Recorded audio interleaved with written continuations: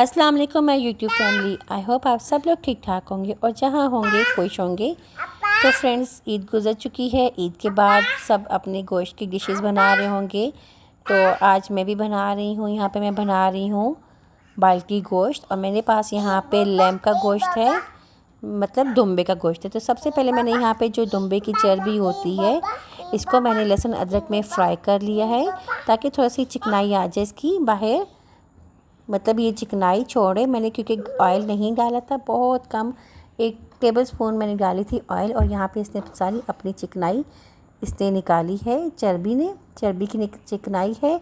और यहाँ पे जो चर्बी होती है इसको खाली फ्राई करने के बाद मैंने टमाटर डाले थे और टमाटर डालने के बाद अब मैंने यहाँ पे बाकी सारा गोश्त डाल दिया है। इसको थोड़ा सा मैं फ्राई करूँगी लहसुन अदरक और टमाटर में। फ्राई करने के बाद फिर मैं इसमें डाल दूँगी मसाले। और मसाले डालने के बाद मैंने इसको नॉर्मल पानी डाला था, थोड़ा सा पानी डाल के, क्योंकि गोश्त ने अपना पानी भी छोड़ना था।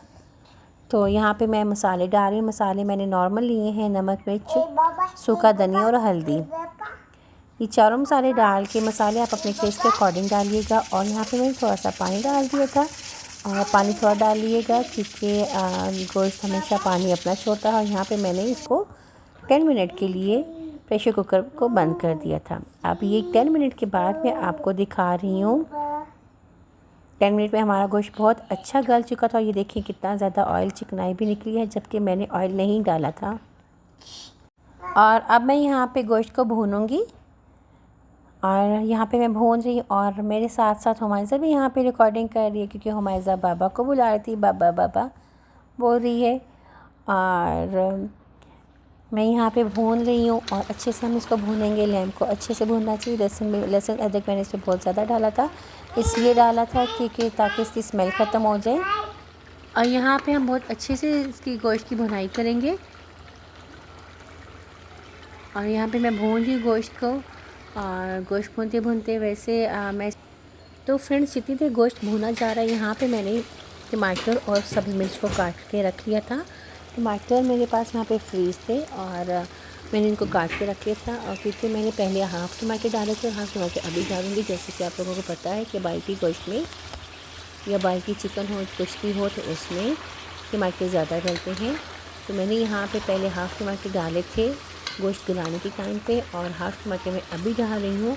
और अब टमाटर डालने के बाद मैं इसको भूनूंगी दोबारा से। और टमाटर जो है वो अपना पानी भी छोड़ते हैं।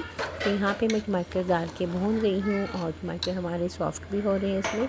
और देखिए मैंने पानी भी रिलीज़ किया है दोबारा से। तो क्या मैं अब यहाँ पे अच्छे से भूनूंगी। और बहुत ही मज़े की टेस्टी जमी सी खुशबू भी आ रही थी।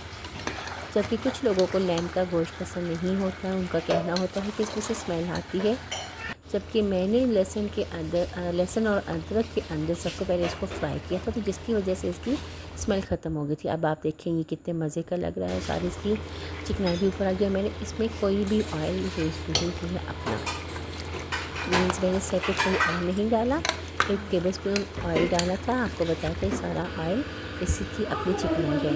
और यहाँ पे मैंने भूनने के बाद 15 मिनट मैंने दम लगा दिया था। और दम लगाने के बाद फ्रेंड्स, अब मैं आपको डिश आउट करके दिखाती हूँ।